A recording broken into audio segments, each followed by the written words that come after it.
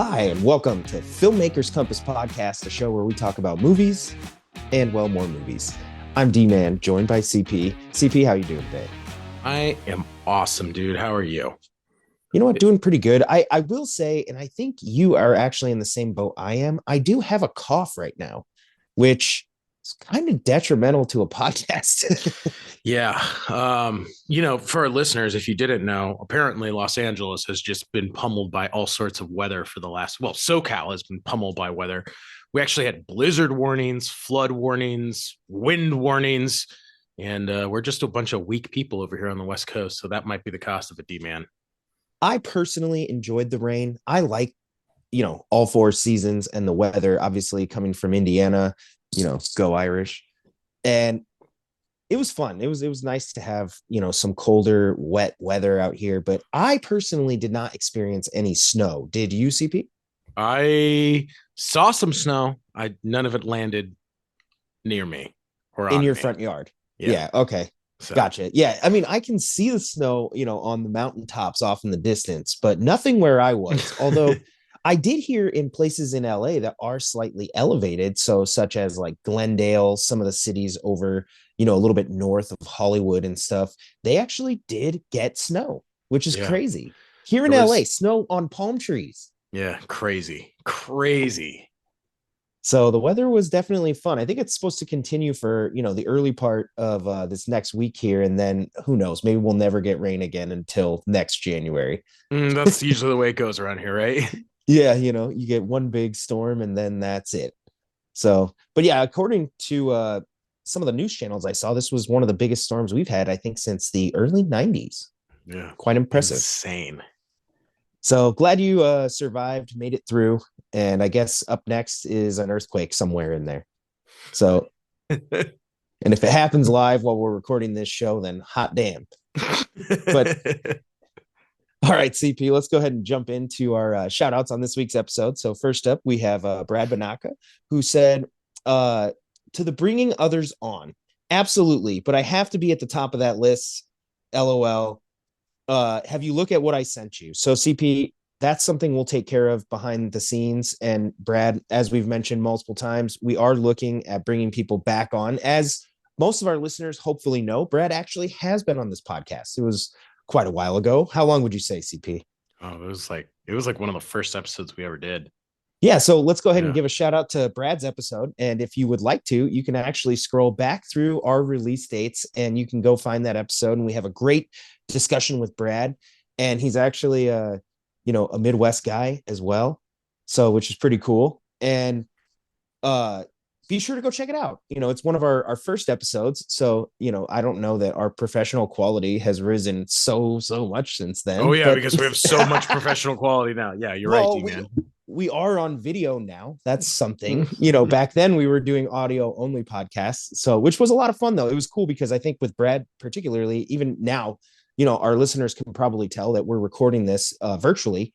But at that time we were recording in person, which was a lot of fun.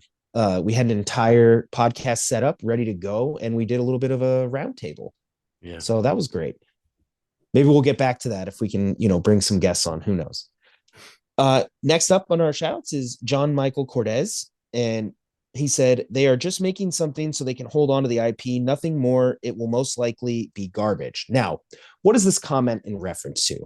It's in reference to a post you did, CP, regarding Lord of the Rings. Can you explain? Well, Warner Brothers has decided that they are going back and making more Lord of the Rings content. Then they followed it up immediately saying, well, it might not be actually based on existing Tolkien content. We might just make something new because we can. So, Oh, they're going the Star Wars route, Disney and Star Wars. They're like, hey, we're just going to make something new and hope the that's fans what it like it. seems to be like. How did that turn out? I don't know. I haven't seen it yet, D-Man. Yeah, it's mixed bag. Some of it's cool, some of it's been all right, and then there's the Rise of Skywalker. But we won't get into all that. We have other episodes and future episodes to really dive into what happened there. But you are kind of right. He said something so they can hold on to the IP. Nothing more. It will most likely be garbage. Now, I always hold out hope that some filmmakers with passion and great filmmaking skills get a hold of the material and might make something amazing. So I never like to write it off before, that's why I've endured all of Disney Star Wars, right? I'm like, hey, I love Star Wars. Hopefully they get it right. Now, they don't every time. But I do agree though that it is possible they're just making something to hold on to the IP. A lot of these deals that were done in the past, you have to produce some sort of content related to that IP every 5 years, 10 years, something, or else the rights revert back to the original owner. And so that may be what's going on here. I read the article. I didn't see that confirmed, but it's very possible. That was what was speculated. Obviously, really all that came out is that they're exploring the possibility they're going to open it up again. It's going to be set during the third age of Middle Earth. So another thing is it could be the whole, say, Tom Bombadil storyline, which was actually admitted from the trilogy. Maybe it's something like that. Like, we don't know for sure at this point what it is, but who knows? Yeah, that was something that I think fans actually were a little baffled by, because he doesn't even get a mention. Like it was, I guess I watched the behind the scenes, which is awesome for Lord of the Rings. If you ever get a chance, it's fantastic. They go into great detail. And I guess they did discuss, including that scene, but decided that it just wasn't serving the overall narrative. And because they had to fit such a large, expansive story into a 2.5 hour time frame, they just felt that, we're going to have to cut it. But I think fans were a little bit upset with that, Tom Bombadil being potentially maybe the strongest person in Middle Earth. So who knows? Maybe that's what they'll do. So could be cool. It also, in relation to that Lord of the Rings post, we got comments from Patrick McMahon and Julian Gutierrez. So Patrick said, if they ruin it, I'll never stop complaining. LOL. So that's the best part about being a fan. I mean, we can have a podcast now. We can complain all we want, and people do. True. They absolutely do. There's literally like YouTube channels dedicated to it. Yeah. So don't stop complaining. And yeah, Julian said extremely hesitant. So it sounds like, obviously, after Rings of Power, which we have gone in depth with on this podcast, it sounds like the idea that people are going to try to tackle the Tolkien world, Middle Earth again, they're not thrilled. At least that's, the limited feedback that we're getting here. So finally, I have a couple more shout outs. One goes to Sean Gaston, who, CP, in relation to a post you did about Qui-Gon Jinn or Liam Neeson's criticism of Disney Star Wars, he said, I think the guy who used the word midi-chlorians doesn't get to talk about ruining things. But in all seriousness, if the spinoffs felt more unified, we wouldn't have such fractured, half-assed stories all over the place. It's not that there's too much. It's what we got being bad. So I do agree to the degree, to the point that he's saying, like, hey, everything feels fractured, right? There's the sequel trilogy, which is taking place post Return of the Jedi, but way in the future. There's the Mandoverse, which is taking place immediately after Return of the Jedi. They've done additional Clone Wars, Rebels, which are, basically prequel to, between the prequels and the original trilogy. There's the Obi-Wan series, Andor, Rogue. They're all over. And they don't seem to have any sort of unifying theme among them. They don't have this kind of Marvel MCU glue that makes it seem like, hey, something from Rogue One will be really important in the Rise of Skywalker. We just didn't know it yet. And they just don't have that. So the only thing that glues them together is apparently like the Star Wars intro, and then that's it. Yep. So Sean, I do kind of agree, and Star Wars has been a bit of, as I said earlier, hit or miss. At times maybe a little bit of a mess, and hopefully Lucasfilm will be able to stitch that all together, and we'll get some great Star Wars storytelling. But if you're interested in my true thoughts on that, all you got to do is go back like 2 episodes, and I describe in detail what I would love to see from Star Wars. So maybe 3 episodes. I don't remember. I think it's 3. Jazzy the Great chimed in and said, I can't wait to listen on our post about our new episode last week. So I hope you enjoyed the show and you did listen. Sounds like you couldn't wait, but hopefully you got a chance to actually listen. And we always appreciate, you chiming in. So, and then finally, I want to give a big happy birthday shout out to my sister, Stephanie. So hope you had a great birthday and a great birthday week. Hey, Stephanie, I hope you have a greater birthday than your brother. Yeah, mine was pretty great. Did we mention my birthday on the podcast? I do not think that we did. You did a very nice post for me. I appreciate that. I'm very nice. So what can I say? Yeah, I actually ended up going to the desert where you were for the Return of the Jedi story and the Sarlacc pit story last week. Yep. So, yeah, it was actually pretty cool. I got to go out to the desert. I have a photo of me. It looks like I'm on Tatooine, which I loved. Well, I mean, you were on Tatooine, so Yeah, basically. So, big shout out to Mike Soto and all of my friends who took me out to the desert, me and my wife, Steph, for our birthdays, because Steph and I have the same birthday. CP, you know that. I don't know if our listeners know that or not.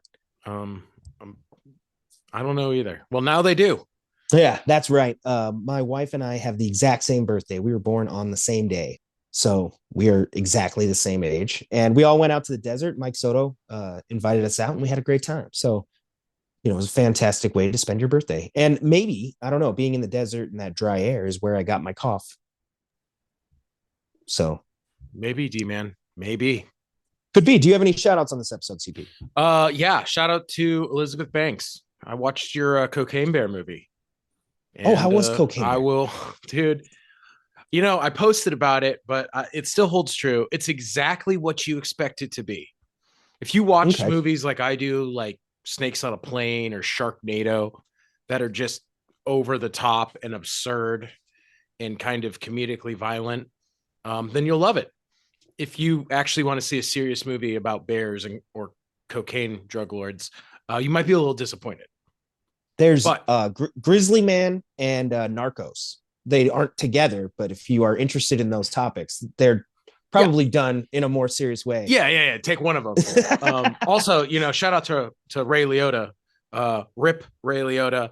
Kind of weird that is the last time we will ever see you for the first time in a movie, but it was kind of cool that he was back to, Ray Liotta classic. That's awesome. The gangster guy that we always expect him to be. Cocaine Bear, based on your recommendation, is probably something that I will check out in streaming. Definitely would love to throw that on one night and just watch it. I don't know if I'm going to make it to the theater for that. Well, so I might, just out of respect for Ray Liotta. Like, it's the last time I can see him on the big screen. Yeah, for someone who's had such a legendary career, people are going to watch his movie Goodfellas for decades, you know? Yeah. And it's just so weird to think that the last movie he ever did is one about a cracked up bear. But I mean, coked up bear. I always love recommendations like that though, CP, because you're basically like, listen, this is what it is. It's exactly what you think it would be. And if that's what you're interested in, then check it out. Every once in a while, something comes around where I'm like, whoa, that was not at all what I thought it was going to be. And it was way better. Mm-hmm. I can't think of anything off the top of my head, but I don't know. It's something I'll probably end up checking out. Gotcha. So before we dive into all of our topics this week, I just wanted, so this came up when I was out at a restaurant and I wanted to get your opinion on this. Ooh. Do you prefer one way or the other? That's how I'm going to pose this. So that's the most ambiguous question I've ever heard. So, okay. Yeah, please elaborate. When it comes to streaming, do you prefer that a series or a show be dropped all at once, like they do it on Netflix, or week to week, like they do it on almost every other streaming service? I actually prefer the Netflix drop. Why? Well, the promise of streaming originally in the early days was, watch as much of something as you want, commercial free, no limitations. And I still, the whole concept of binge watching was really born then. And for me, I don't like having to wait week to week to watch one episode. If I'm going to watch a television show, I would, as our streaming habits have changed in this streaming world and the way we consume content, I would rather watch multiple episodes of a series at once. So for me, I'm all about the Netflix, drop it all at once. Otherwise, I end up finding myself waiting to the end of a series so I can just sit there and watch the whole thing. Bam. That is exactly what I said. So this came up. I was out at dinner and somebody asked me, had I started watching The Last of Us on HBO Max? And I was like, no, I haven't, although I've heard good things. And they were like, how are you not watching this? And I was like, well, I already looked it up, and like the last episode releases for season one, or at least if they're going to do just one season, I don't know. But in March, like March 12th or March 15th. And I was like, nah, like I'm going to wait till it's all out and then I'll watch it. So, and this came up again the other night. And my wife and I are putting on a new series. We're like, what do we want to watch? Well, we didn't want to start any series that weren't completed because then you only get like 3 episodes and then we have to wait till next week. And I was like, I don't really want to do that. Occasionally there might be a show where I'll tune in, something like very episodic, like maybe The Mandalorian, where I'm like, oh, okay, I'll throw it on.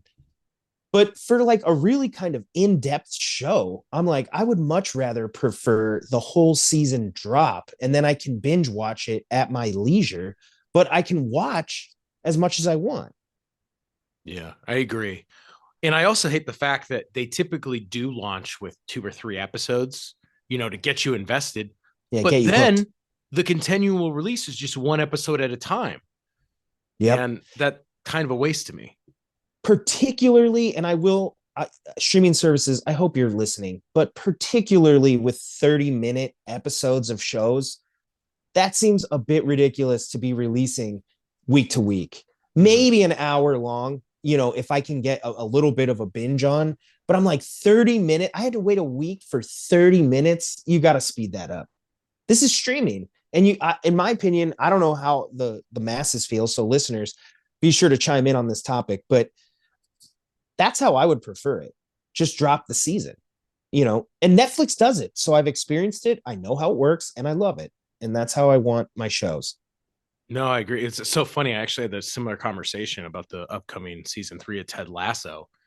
And oh yeah, it goes week to week. She's like, are you going to watch it? And I'm like, yeah, I'll watch it in June when it's all done, but I'm not going to like tune in for a 28-minute episode every single week. I'm sorry. My time's too valuable.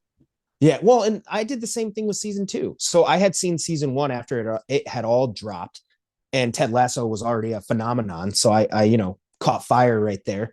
And they got me in. They reeled me in. So I checked it out. Loved season 1. Season 2 came out. I waited till it was all released. I didn't watch it.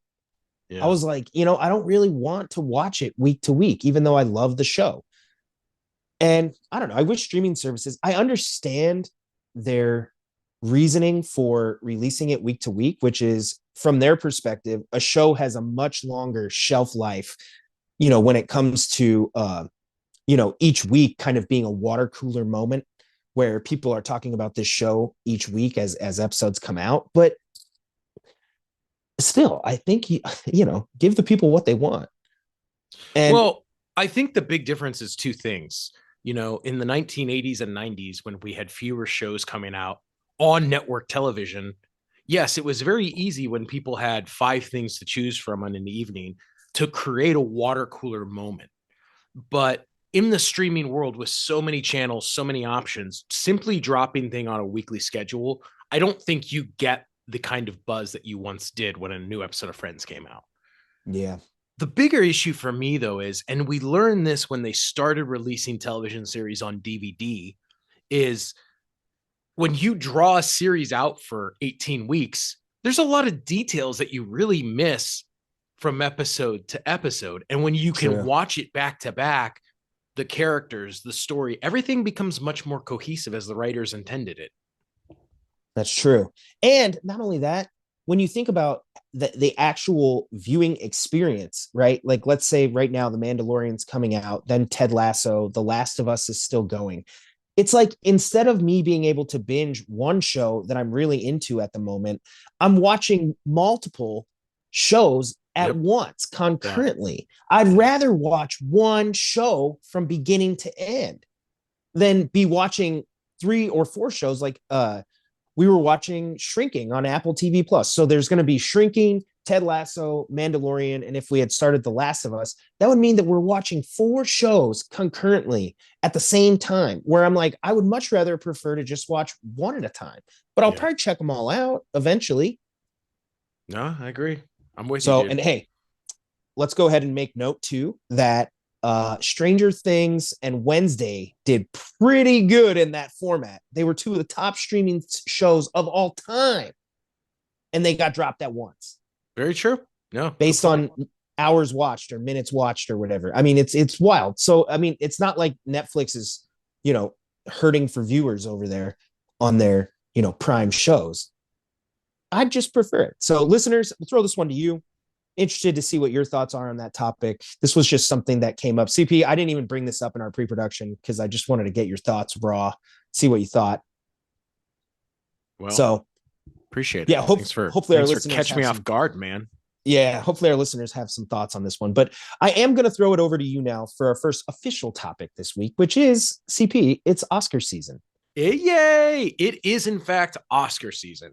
March 12th, the biggest day in Hollywood. Well, not as big as it used to be, but we're still going to say it's the biggest day in Hollywood. The 95th Oscars are coming up, and there is quite a bit to talk about. So, D-Man and I have been diligently preparing. And by diligently, I mean watching some of the Oscar movies. And, so audience chime in where we cannot because we have not seen everything. And no, I have not. we do not intend to. But we wanted to have a little bit of conversation about the movies that may be winning this year around. All right. So, well, where do you want to start? Do you want to start at the top with like Best Picture, or do you want to go the same way the award show does and start at the bottom and work our way to the top? I'd say we start at the bottom and work our way up. What do you think about that? All right. Sounds good to me. Where do you want to start then? Let's do the writing awards. Okay. So we got best adapted screenplay and best original screenplay. So here's the thing. For the most part, a lot of these movies are the same. So really quick, CP, I'm going to do a rundown of the best pictures. And then wherever there's standouts in each category, we'll kind of acknowledge what those are. So the 10 films nominated for Best Picture this year are All Quiet on the Western Front, Avatar: The Way of Water, The Banshees of Inisherin, Elvis, Everything Everywhere All at Once, The Fabelmans, Tar. Is that Tar? Or how do you say that? Tar. Top Gun Maverick, Triangle of Sadness, and Women Talking. So those are the 10 kind of films nominated for Best Picture. They're going to pop up in each of these categories in different places. But occasionally, there's other movies that are nominated, and we'll acknowledge what those are. So for Best Adapted Screenplay, we have All Quiet on the Western Front, Glass Onion, A Knives Out Mystery, Living, Top Gun Maverick, and Women Talking. So you can see there's definitely some overlap there. But Glass Onion and Living stand out as the new additions here. So based on those, I know you've seen actually most of those, I think. For the Best Picture nominees? No, Best Adapted Screenplay. Yeah, I have seen most of them. My thought is this. Obviously, we'd love to see Top Gun Maverick, and there may be a push in this category because it killed it in the box office. And as Steven Spielberg said, it did restore audiences back into the movie theaters. I think he credits Tom Cruise with saving it. So I think it has to get something. So I think that, we'll probably get a, sound award and things like that. But I think this is actually a really good spot where we could see a win for Top Gun Maverick. I personally think, though, it is likely to be Women Talking. Okay, interesting. And have you ever heard of that novel? That's not something that I've read. But I have not read it, and I did not. I did not see the movie either. I'm only going based off of the conversation that I've heard surrounding the movie. But when you think about it, every year the Oscars kind of does officially or unofficially sort of select a theme.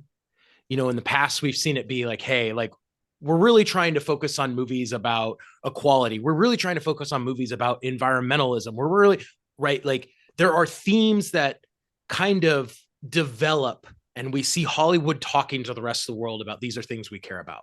And I think based on the tone of the film and the context of the film, I think that this is really has a great shot at standing out because of that. Now, were you surprised to see Glass Onion here? A Knives Out mystery. I mean, it's a very fun script in a way. It's not, I mean, it's not necessarily taking itself too seriously, but interesting. I think it is weird. I also think it's weird when it's under adapted screenplay. I mean, in the same way that Maverick is, because I think really when we're thinking about an adapted screenplay, we're really usually thinking like, what was a novel that was turned into a film? Not Yeah. so much what movie was out there, and we're just going to take some of these characters and put them in another movie. So, Well, it almost implies that like any sequel would be an adapted screenplay. right. And I Right. don't think that's really the intention of the, you know, Yeah. I mean, like, would Godfather 2 be an adapted screenplay? I mean, I guess you could make that case when, especially when you think about it, when Ryan Johnson wrote the original Knives Out, right? So Yeah. I would think that you could make the case that Top Gun Maverick is more of an adapted screenplay when you have someone basing a movie off of someone else's characters and movie and world, right? Then it's clearly an I adaptation see what you're versus saying. a guy saying, hey, I made one movie and I made another movie and there was a little bit of crossover. But so for me, I think that's the weirdest part about it. Okay. Well, that takes us over to actual best original screenplay, and all five of these are nominated for best picture: The Banshees of Inisherin, Everything Everywhere All at Once, The Fablemans, Tar, and Triangle of Sadness. So, I mean, this is one where obviously best original screenplay, you're probably going to want to have seen these movies, want to have had seen these movies in order to make a good call. Now, from what I've heard, I'm guessing this is going Everything Everywhere All at Once. Just my, layman's opinion here. Okay. I think it's actually going to be Banshees of Inisherin. Okay. I thought the writing was phenomenal. I actually really enjoyed that movie, but I think what makes it is a dark comedy, which we know is a hard to like. It's a very difficult genre to create successfully and then bring to screen. And I think that might get best original. Now, what I will give you is I think everything everywhere is by far the most original from a concept perspective. I So, mean, yeah, that's why I was picking it. Was it just seems like something we've never quite seen before. So here's the thing. While we're talking about this, Everything Everywhere All at Once, is that kind of the fan favorite? Or do you think the fans are rooting for something like Top Gun Maverick here? well, and I think you've kind of always hinted, we've talked about this in the past. The decision to expand the best picture list to 10 films hasn't really changed the formula in the sense that there's still the 5 films that would have been selected and are likely the only 5 that really stand a chance. I mean, how Yeah, often do those additional 5 films truly show up in, probably not. I don't know if ever. I can't think of any of them where they're like, okay, hey, Black Panther's in this, but does anyone actually think that Black Panther that year was going to win Best Picture? No. Obviously, that was a nod to get the fans excited about something that everybody's seen. And I still don't think that Top Gun Maverick honestly has a shot in any way of winning Best Picture. So I think that of the 5 that have a legitimate shot, I think probably Everything Everywhere is the most popular of them and the most widely seen. Because So of the five. yeah, Okay. and I think the reason why is when it came out in April, it kind of took everybody by surprise. People were like, "Wow, you should really see this movie. It's great. It's different. It's fun. It's crazy." Well, it was a And movie. I saw the trailer for it, and you know what? The trailer didn't really get me excited. I was kind of like, what is this? So, word of mouth is what really brought that movie to my attention. And that's why I think it really might have a shot, because obviously, from the trailer and doing a little research on the film, it seems really original. And we're talking about best original screenplay here. But yeah, even in a general sense, I think sometimes, just viewers get behind something that's maybe, a little crazy. Sometimes they're rooting for a person, Leo, we're looking at you, Martin yeah, Scorsese. Yeah. But other times they're behind a movie, something like, say, Parasite, where they're just very excited for a movie and they want to see that movie rewarded. And I think that might be the film this year. I know me personally, I'm looking at best original screenplay.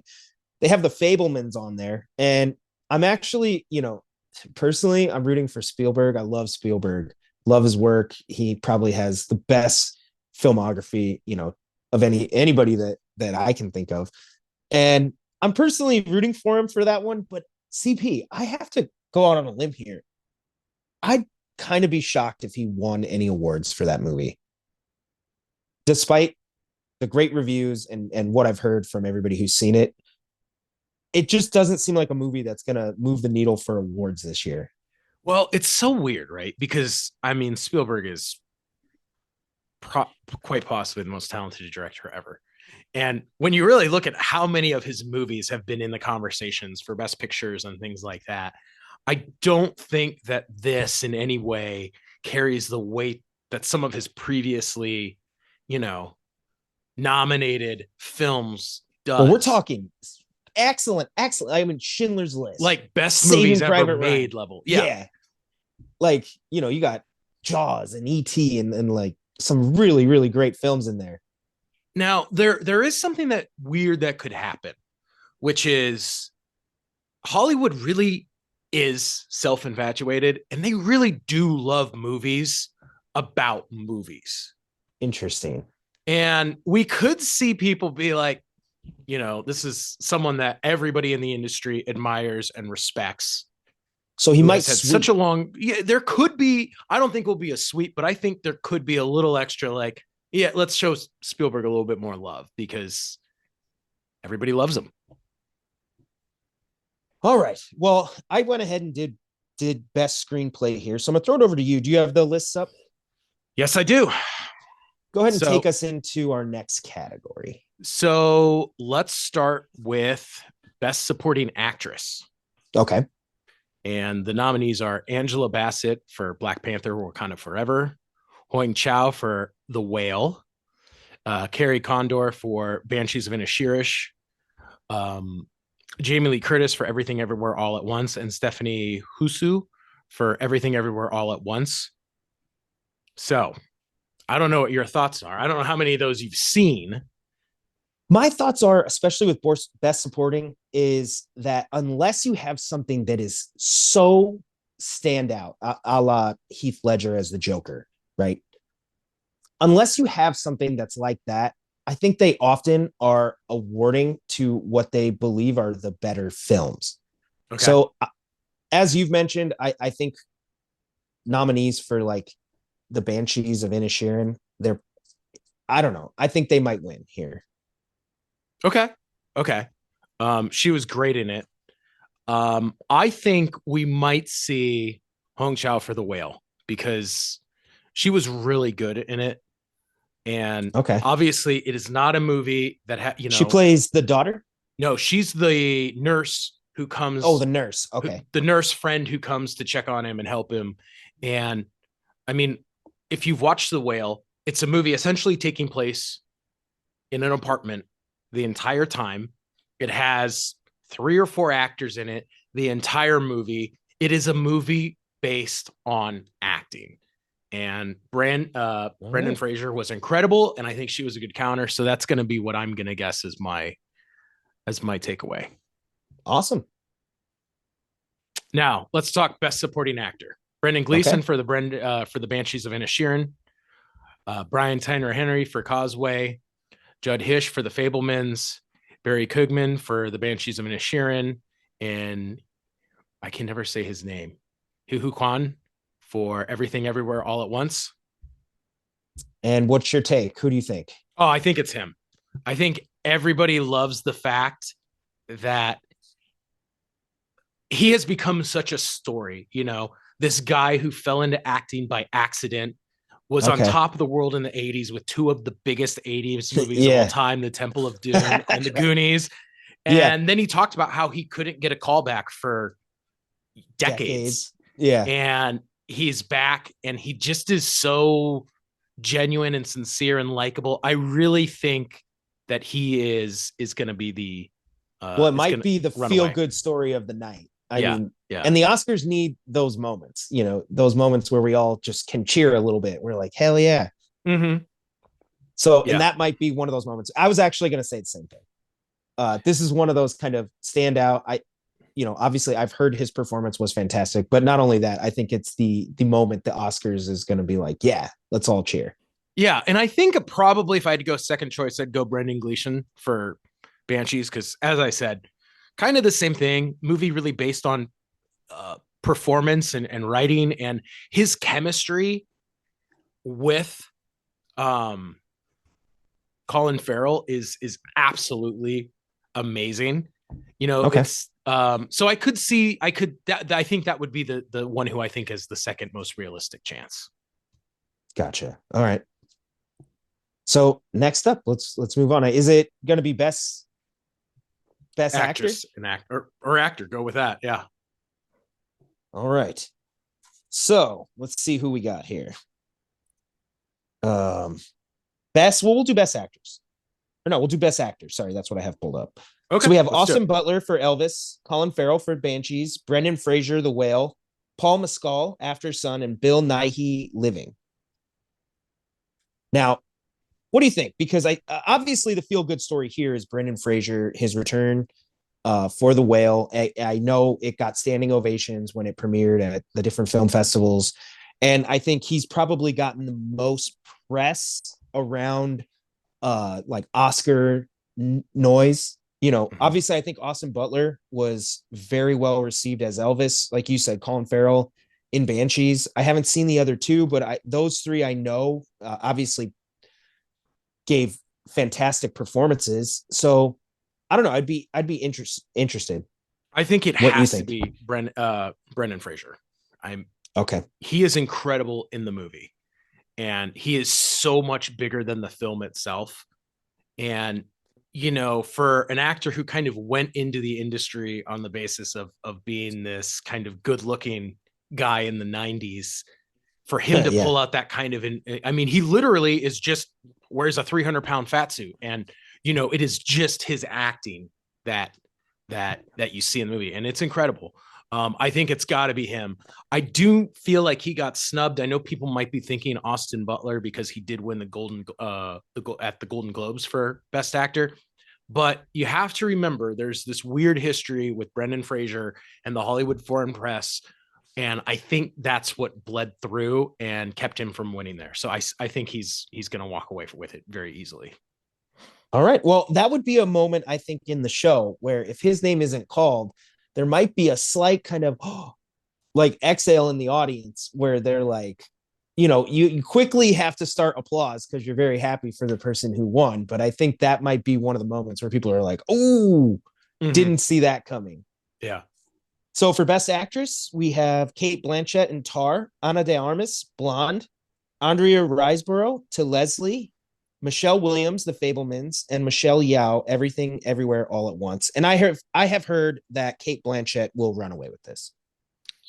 That's the same thing that I've heard. I have not seen Tar, so I'm I've trying to heard think. it's hers to lose. I've That's what I've seen read. I've seen Blonde, I've seen Fablemans, I've seen Everything Everywhere, and I would agree. From everything I've heard, I think she's got it.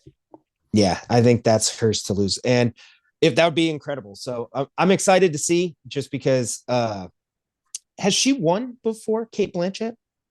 I believe she definitely has. Okay. I was gonna say I don't know how many she has, but um no, that'd be awesome. Especially, every once in, every one of the categories eventually, you got to have somebody who's just overwhelmingly the favorite, where you're like, it's done. Mm-hmm.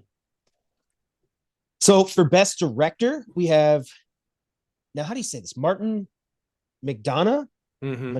Is that how you say it? Okay. The Yeah. Banshees, Daniel Kwan and Daniel Scheinert, Everything Everywhere All at Once, Steven Spielberg, The Fablemans, Tom Field, Tar, and Ruben Ostlund, Triangle of Mm-hmm. Sadness. So again, these, I believe all 5 of those are nominated for Best Picture. Now, I'm curious, this category is always interesting because often people say that Best Director should go hand in hand with Best Picture. It does not always happen. Does not always.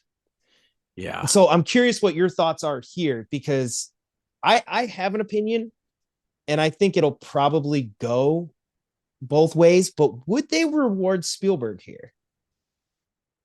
That's Like, probably a good spot to give Spielberg an award, especially um, for previous years, where I think they may think that he was deserving of a Best Director win and didn't get it.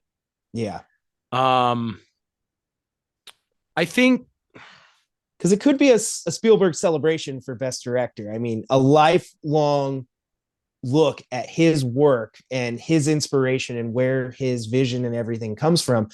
They, I mean, that would be a cool Hollywood moment. I mean, maybe Hollywood's best director of all time. I mean, I would making a argue movie he about is. himself. Yeah. And then getting the award for it. I mean, that would be pretty cool.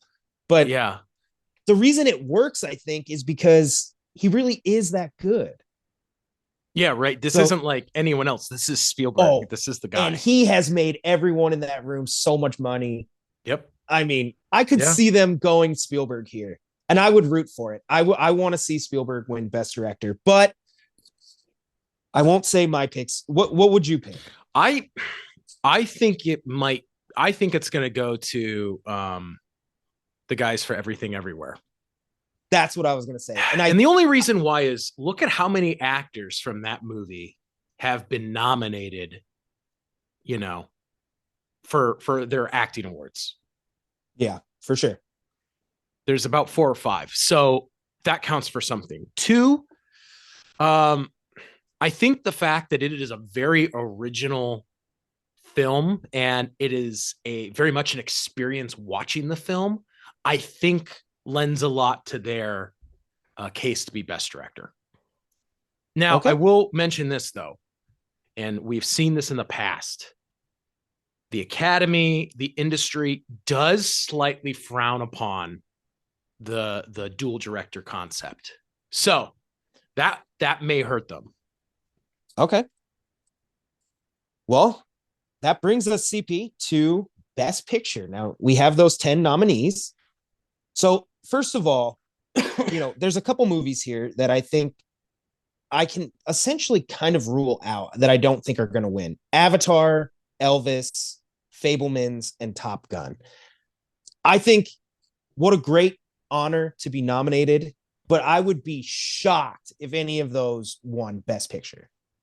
Shocked. Okay. Like Elvis, I think even to a certain extent, I totally understand Austin Butler being nominated for Best Actor, but I mean, my guess is if you had 5 nominees, that's not going to be in the list. You know, Avatar, 5 nominees, not going to be in the list, but it's already the third highest grossing film of all time. I mean, Yeah, insane, you right? know, but then you have James Cameron over there who often, is kind of vocal about not caring about winning the award for Best Picture. Yeah. He'd rather have the third highest grossing film, Yeah. you know. Yep. And I think if they were going to award anything to the Fablemans, I think it would be for Spielberg in Best Director. I just don't think that movie was enough to be the best picture of the year. And then the movie Well, that and I you brought it absolutely, up too. I mean, then you have to say we're saying this is Spielberg's best picture. Arguably, it has yeah, to be in the conversation for one of his best films, and it's just not. It's yeah, a I good don't think movie, so. but I mean, for a man who's made the best. Now, here's the crux: it is Top Gun Maverick. That is the movie that, no, I do not think it's going to win, but I think that movie could be the best picture of the year. Not only did it break open, the box office and it made a ton of money, it is Tom Cruise's highest grossing movie of all time. Tom Cruise also is a person who hasn't really been awarded at the Academy Awards, especially for everything he's contributed to Hollywood. And as you said, there is that video, that kind of whisper from Spielberg saying, hey, you saved theaters and the movie industry. And then that movie was awesome. Yeah. So if the Academy was ever going to make that statement that, hey, an underdog, and it'd be crazy to think of Top Gun Maverick as an underdog, but based on the action genre and where it is, I think it's a bit of an underdog. If they were ever going to make that statement that a popcorn, fan friendly film was going to win Best Picture, you could do it right here. Okay. Fair enough. I do not actually think it will win. I think more than likely, and I'm going to have you pick between these two, but I think it's going to be Banshees or Everything Everywhere. And I think it'll be Everything Everywhere. And I think they might also win Best Director. But what do you think? Where's your pick? And what do you think about Top Gun? Well, I mean, Top Gun was the best movie of the year, hands down. But we've seen time and time again where the best movie of the year does not win Best Picture, right? Yeah. What the masses love, what translates in terms of box office, what translates into cultural phenomenon does not translate into artistic Best Picture. And part of that is, as we know, right, people have been outspoken about this for a long time.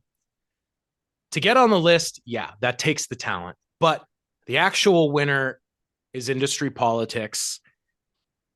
And that's why I think a lot of times fans are kind of disappointed.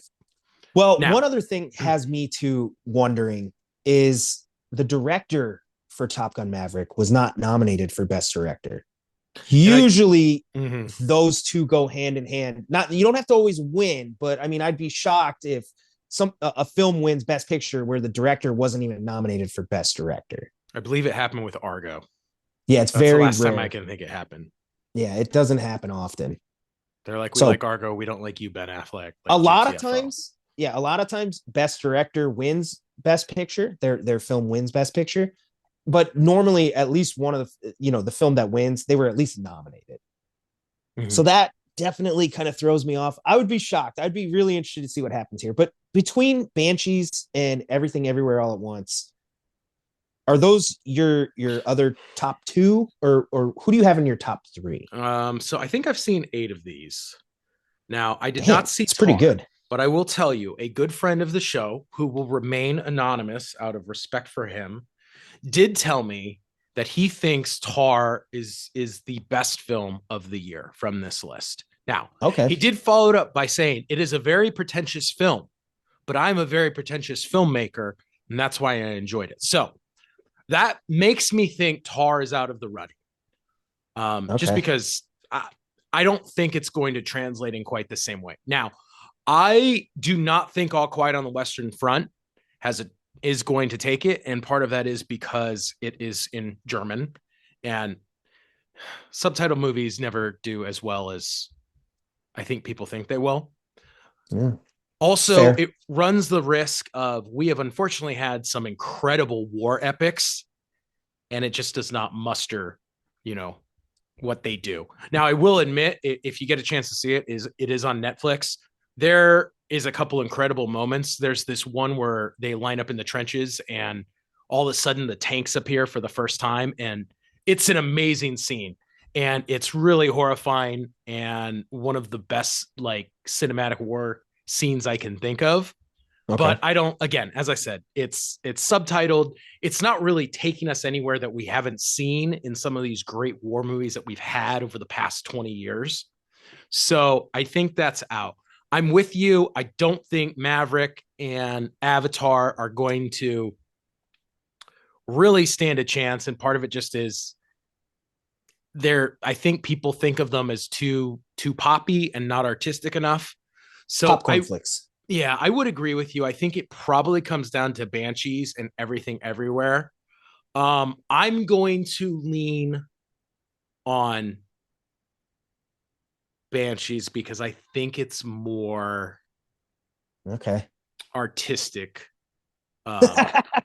quote unquote. I think that might be something that the industry might eat up. Listeners, and as I said, I think it's going to win Best Writing. Okay. Well, there we go. That's our picks. And I would love to see what you guys think. If you've seen most of the movies, if anything, let us know who you're rooting for, because CP, I can honestly say most years I haven't seen every movie. So I can't be objective and be like, which of these 10 movies is the best one? But I do have a couple that I've seen, and I'm always like, all right, I'm rooting for this guy, hopefully. And then usually I always try to check out whoever won, and then maybe a couple of the other really good ones afterwards. Yeah. So, which they do call that, what do they call that? The Oscars bump? Yep. These films get a second life after the Oscars. Well, I'm part of that. So I definitely go and try to check them out later. So yeah, let us know, listeners, who are you rooting for? What are your picks? And do you think CP and I are full of it? I maybe CP, you've seen most of the movies, so we might end up doing a tally card for you after the Oscars. See how you did. Oh no. All right. I guess we'll see. We'll see if the industry agrees with me. They probably don't. So before we head out, we have one more thing we want to talk about, and that is Best Picture films that didn't win, Best Picture nominees that didn't win Best Picture, but probably should have. Ooh, And we're going to do a little bit of a list this year because there is often years where, right, a film that not only it makes its way into our culture and delivers for us for decades, like you said, we're going to talk about it. Goodfellas is a great example. Didn't win Best Picture, but damn, is that movie still as popular as ever. Which movies we think were deserving of a Best Picture win. So if you want, I'll go ahead and throw it over to you. We'll do our kind of top 5 and then talk about this a little bit, like what happened here. Well, first of all, I think we need to start by let's scroll back through the past a little bit.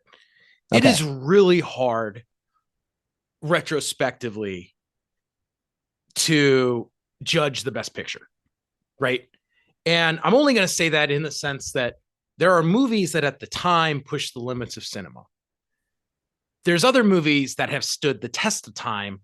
And I think when we look back, we're like, well, obviously this should have won in comparison to this. Yeah, I hear you. So we need to consider that. The other thing is too, and we've talked about this in the past, there are some years where the competition is so close, and other years there's movies which clearly run away with it. And I'm going to point to 3 years for our audience if you're following along with us to check. So these are kind of the examples. This is what you're saying. These are years where you're like, look at 1939, look at 2010, and look at 2019. Okay, let's list out the nominees here. Let's see who we got. Pull them up. I gotta pull it up on my end too. Okay, grabbing it. So let's start with you want to do 39? Yes. All right. So we have Gone with the Wind, Dark Victory, Goodbye, Mr. Chips, Love Affair, Mr. Smith Goes to Washington. How do you say this? Ninochka? Mm-hmm. Of Mice and Men, Stagecoach, The Wizard of Oz, and Wuthering Heights.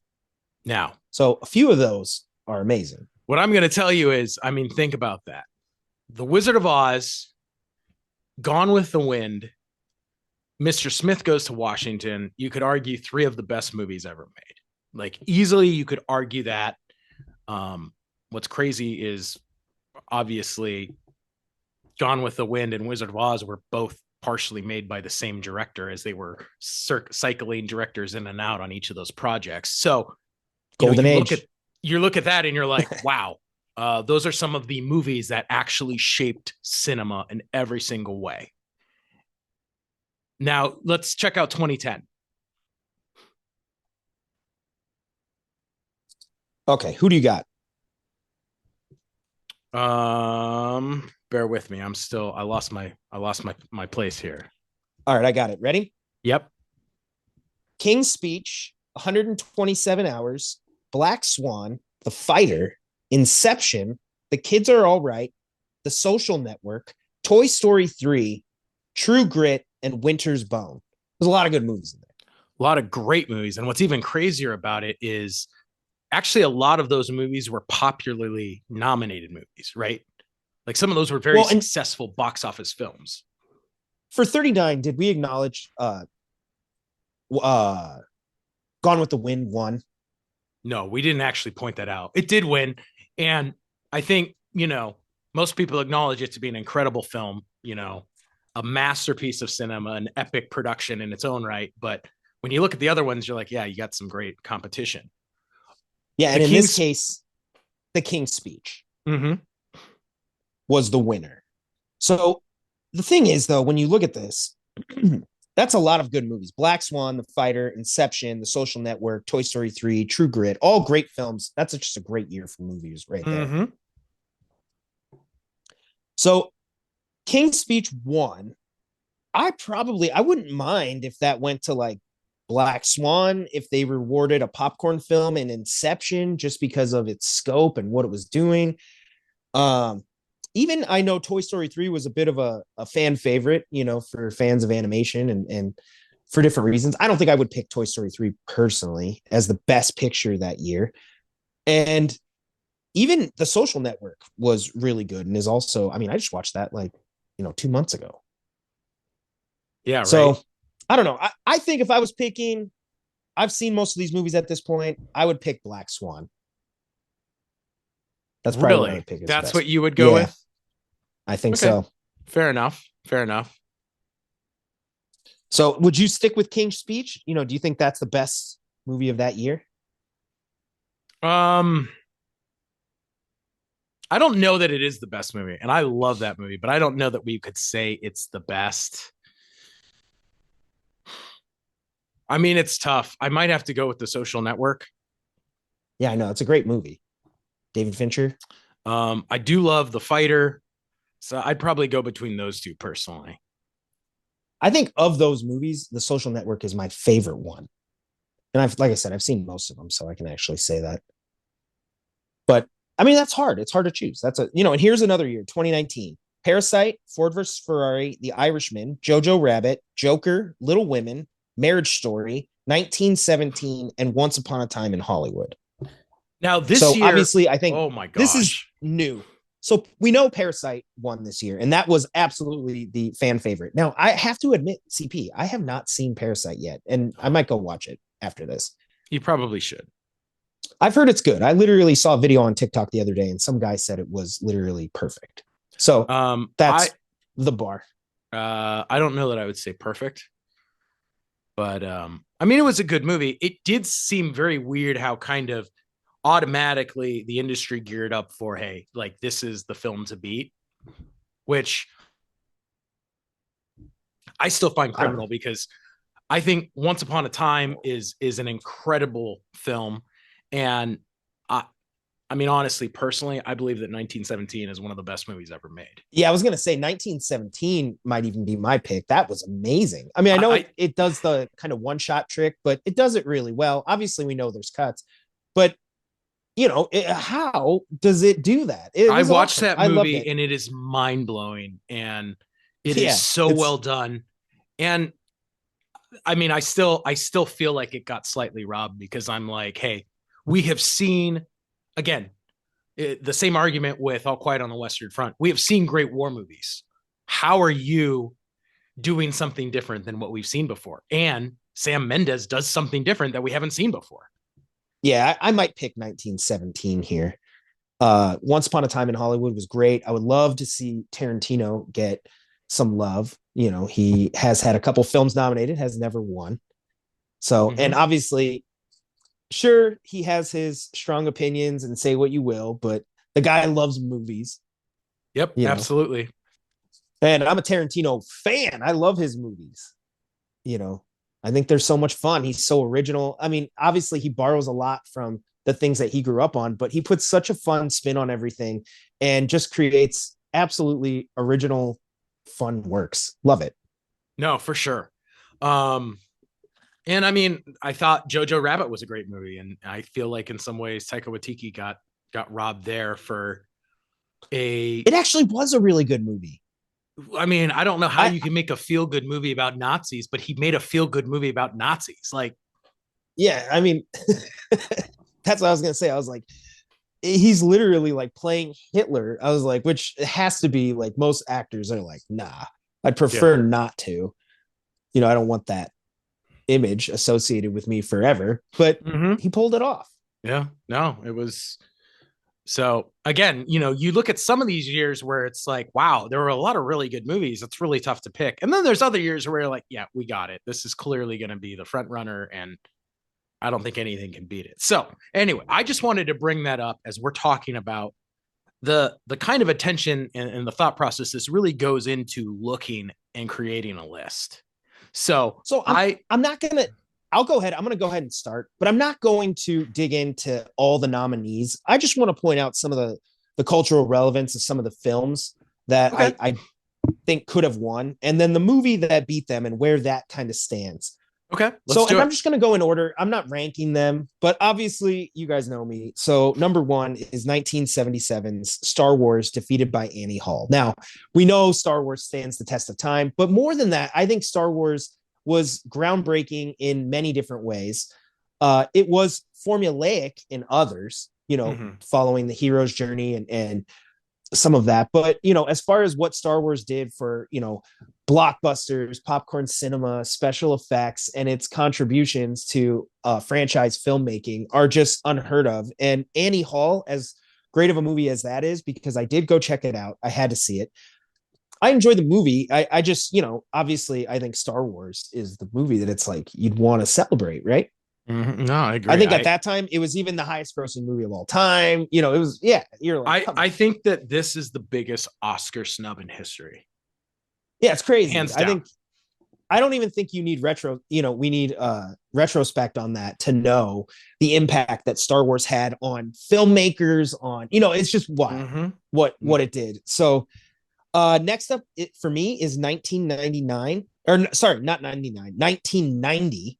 And that is Dances with Wolves defeated Goodfellas. So Also I mentioned criminal. Yeah, I mentioned this before. Obviously, Goodfellas is kind of the, in that Scorsese style of like following a guy through the decades, through his life. But a fan favorite and a movie that has stood the test of time, is as good today as ever. Again, another movie I've watched guaranteed within the last 2 months. I mean, I've watched Star Wars, Goodfellas. Well, and Scorsese for a You know, long time, was known for getting snubbed by the Oscars. But I think when we look back at his career, the movie he finally won for, The Departed, is not his best movie. And I think it's everyone Goodfellas. would agree with that. And I think one of those is the fact that, Goodfellas probably got, Yeah, they got robbed. Well, and think about it. Is Dances with Wolves better than Goodfellas? It's just objectively no. No, it's not. So next up, I'm just going to go the next year here, 1991.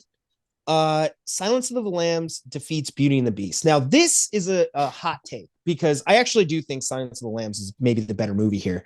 But I'm also a big fan of animation. I think Beauty and the Beast is one of the most beautiful and fantastic stories ever told in animation. It's done incredibly well. And I would have loved to have seen, that original craft, because now we're in 3D animation, computer animation. And I understand Beauty and the Beast does have a little computer work in it, but it is still hand drawn. And there's just such a beautiful quality to that movie that I would have loved. I was rooting for it, is what I'm saying. I gotcha. But I understand Silence of the Lambs. I get that. I mean, Hannibal Lecter, Silence of the Lambs is still great, creepy as ever. Hey. 1994, we're back. Here we go.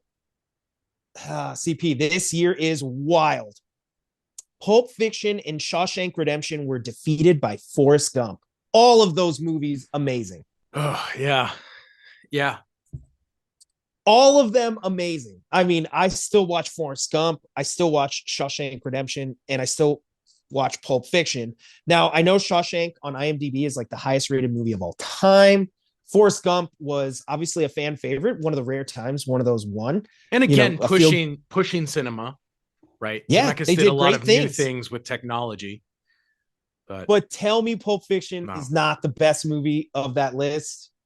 Absolutely. It absolutely is. What Tarantino's doing with nonlinear storytelling, his kind of take on these old pulp movie stories, his twists on all the gangster genres and kind of story tropes. The acting in that movie is incredible. It's quotable. He literally created a copycat genre after this for Pulp Fiction. It was that good. Yep. I mean, to me, it is hands down, it has had the biggest impact on the industry, on filmmakers. And I think it's the best movie. Even though I know there's a lot of people out there who would disagree, whether they're taking Shawshank or Forrest Gump, I'm going Pulp Fiction. And trust me, I love all three of those movies. I'm with you, D-Man. I'm with you. And then finally, I'm going 1998, Saving Private Ryan, defeated by Shakespeare in Love. I love Shakespeare in Love. Oh my God. That has to be one of the grossest upsets ever. So I have no idea what happened there. But for some reason, they went with Shakespeare in Love. Like you said, this is one of those Hollywood things where they're like maybe in love with storytelling and Well, classic story structures and all this stuff. I don't know. Saving the Private Ryan is only absolutely incredible. the only thing I can think of is this: when we look at that complete list, um, what else was nominated? Saving Private Ryan, The Thin Red Line, and Life is Beautiful. Now, Ooh, Life is Beautiful is I awesome think too. Life is Beautiful is an amazing movie, but I think part of the problem may have been you had three movies about World War II, two of them specifically war films, which many people consider among the greatest war movies ever made. And So, 1917 is awesome too. oh It's yeah, still a good movie. I like Saving Private Ryan more, but yeah, I hear you. and I Because wonder if kind of the Thin Red Line crowd and the Saving Private Ryan crowd kind of peeled votes off of one another, and that's sort of what when you you might look be at right. that. Shakespeare in Love is the one thing that kind of gets propped up as being none of those things. It doesn't involve Nazis. It doesn't involve, genocide. It doesn't involve millions of people dying. It's a, romantic comedy thing. I mean, has anybody rewatched Shakespeare in Love? Is that anyone's favorite movie? Does I mean, I watched it one time to be like, this movie beat Saving Private Ryan, That's what I'm saying. and Like, has anybody been like, hey, let's put on Shakespeare in Love? that was about No, it. I can't. Yeah. I mean, I don't know anybody. I'm not dissing any of you out there. And if you're one of those people, I would love to hear your case for why Shakespeare in Love is better than Saving Private Ryan. So make that case. All All right, right. CP, I'm gonna throw it over to you. That's my five. Okay. So, as you guys know, D-Man and I do not try to repeat things in the same list. So I went back. Unlike D-Man, I did not just do it alphabetically. I actually did it in terms of what I think were the biggest snubs. So the first honorable mention I'm going to go with was 1962. Lawrence of Arabia won. And you can Oh, listen to okay. me talk about how much I hate Lawrence of Arabia on the episode where we had Harrison on. But I actually think it is messed up, even though it is an epic film.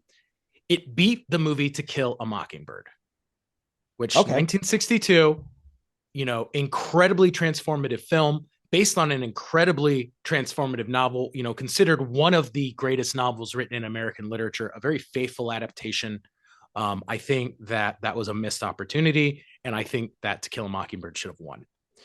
Lawrence of Arabia is Steven Spielberg's favorite film, so I Well, might have Steven to. Spielberg is apparently losing so much stock in my book. I might have to side with Spielberg on that one. Negative. Honorable mention number two, 2004. The winning film was Million Dollar Baby. And I think that the winning film should have been Scorsese's The Aviator. Interesting. Yeah. Ooh. I I don't don't know know if if you again, CP, I don't know if I agree here. you're gonna go $1 million. No, look, I love Clint Eastwood. I love Clint Eastwood I more know than I might anybody take. else, but Million Dollar Baby is not even remotely close to Clint Eastwood's best film. Not even Yeah, that's fair. remotely. All right. Yeah, I got And you. I would make the argument. I do not think that The Aviator is Scorsese's best film. I think that you can argue it is definitely Leonardo DiCaprio's best performance and Interesting. in an incredible movie in its own right, which I think should have actually beat out Okay. Million Dollar Baby. So that's my vote. Now, You see, can. that's one where like if they swap those, I don't think I would argue against it. I'd be like, you're crazy. I don't think. I mean, if they picked Aviator, I'd be like, that's fair. All right. All right. So now this is my actual top five list. Number five, All right. Let's hear it. 1957. The winning film was Bridge on the River Kwai. Have you ever seen that? Alec Guinness. Alec Guinness. Yep. Yeah. I mean, good film.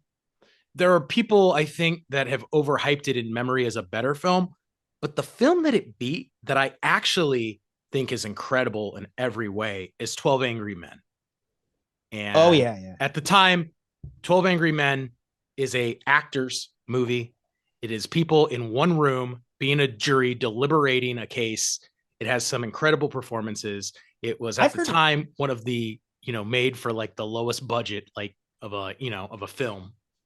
Continue. I'm actually going to agree with you here because I've heard too. I've seen both those movies, but 12 Angry Men now is often regarded as maybe even a top 10 film of all time. Mm-hmm. It's in a lot of people's lists. I don't know if it's in the definitive list. It's probably top 20 for sure. But Bridge on the River Kwai definitely probably will make somewhere on that list. But I think 12 Angry Men stands the test of time. It's relevant today Mm-hmm. after all these years. Powerful Still good. They film. still And show it.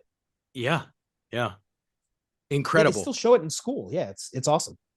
Number 4, 1952. The winning film was The Greatest Show on Earth, which is, in my opinion, probably one of the most lackluster best pictures ever. It's about some people in the big top, and the story is a little convoluted, and it's not really pushing the limits. That's And remarkable given its title. what it beat was High Noon, which Ooh. Ooh. High Noon is I'm gonna considered agree by with you some here too. people to Yeah. be the best Western ever made. And Yeah, I'm gonna agree with you again, there. pushing the limits of cinema in the sense that this is a movie presented to the audience in real time. That's Right. awesome. Yeah, I'm gonna agree. I agree. So I don't see, like, I feel like High Noon was robbed. Number 3, 1956. The film is Around the World in 80 Days. Again, another kind of lackluster best picture win. Sure, kind of like a fun adventure, globe-trotting adventure film. Yeah. But the movie that it beat was The Ten Commandments, an epic of cinema. Okay. Also pushing special effects limits and doing Yeah. some cool stuff there. And I mean, I know that we could argue that the best picture award kind of shows a bias towards epics, but I think the reason is because that they are truly taking everything that we know and pushing the limits of cinema. And again, well, I can see a pattern on what you're judging these films on now. So, number 2, 1981. The winning movie was Chariots of Fire. Did you ever see it? No, I mean, obviously I've seen that scene.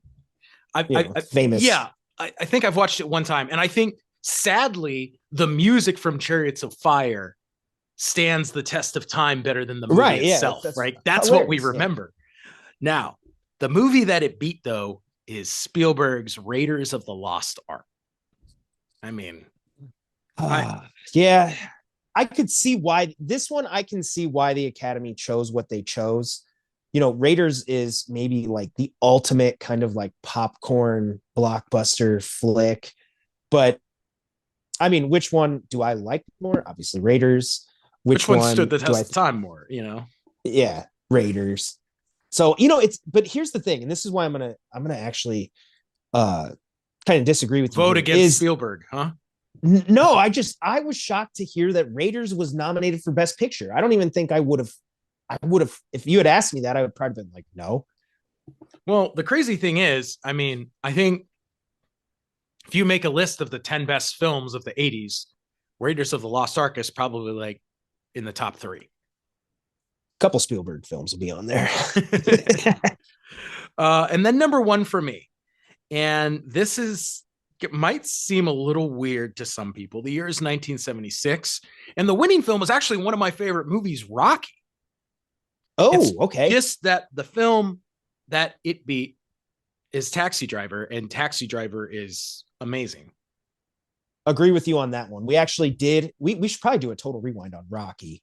That we got Creed 3 coming out, so we might even get around to that. Maybe we should do that. Yeah, I know. I feel like we should. But we actually did do a total rewind on Taxi Driver. And that, again, is a movie like what Scorsese's doing from a storytelling standpoint. Also visually, especially with the end, the gruesome stuff and just some of what's going on, in that film. He's pushing boundaries, and that movie's incredible. I mean, obviously was the inspiration for Joker and an inspiration for quite a few filmmakers, know. Yeah. I mean, and so for me, I'm just like, yeah, I love Rocky, but I love Taxi Driver, and Taxi Driver cinematically is a better film. Now, I'm going to throw this out at you. We've obviously talked about Scorsese getting robbed a couple times. What do you think's better, Goodfellas or Taxi Driver? Goodfellas. I think I'd agree too. So I think Taxi Driver is definitely a slightly more experimental film, but I think Goodfellas is not only Scorsese at the top of his craft, but its influence on that genre, it's influenced, again, kind of like Tarantino with Pulp Fiction. It's inspired so many copycat versions of that. Like it was just so influential in what it did. And I swear to you, Goodfellas plays, it's like a classic. It plays just as good today. It's amazing. I love that movie. We need to do a total rewind on Goodfellas. What blows me away the most is when you watch Scorsese's Goodfellas and you watch Scorsese's Mean Streets. Mean Streets, almost 15 years earlier in his career, is almost his rough draft of Goodfellas. There are shots that are almost identical to Goodfellas, and you can see his evolution as a filmmaker as he grows as a director and his craft improves. It's crazy. But I will say, as a character study, what's the character's name from Taxi Driver? Tyler Bickle? Travis Bickle. Travis Bickle. That's what it is. Yeah. Fascinating character. The way he portrays like the streets at night, and he uses music in certain ways. Obviously, the plot takes some cool twists and turns. I thought it was awesome. I thought it was too. I love Taxi Driver. Yeah, no, I agreed with it. It's probably not a date night movie, but you should check it out. Well, so Goodfellas is. Oh, Goodfellas is great. Anyway, now we're just going to geek out about movies. So I guess it's almost time to call it then. Yeah, that does it for our episode this week. So listeners, please give us your feedback on what you thought about this episode. And if there's any topics or comments that you want to leave, be sure to find us on social media. You can go to filmmakerscompass.com, where we have all of our social media links, as well as a feed with all of our previous episodes. So like Eric Drucker has done, if you guys want to go back through the archive and listen to our old stuff, we would love that. And leave us comments on those episodes too. So Drucker, appreciate you being the inspiration for that. Now, if you want to follow me, you can follow me at Big Kid D-Man, and you can follow CP. You can follow me at AndyCal5. Thanks for listening to this week's episode. Seeing as it's almost the Academy Award night itself, I just want to remind you to let us know what you think is going to win. But in the meantime, keep watching movies, give some special attention to some of the Academy Award nominated movies, and we'll see you back here next week to pick up where we left off.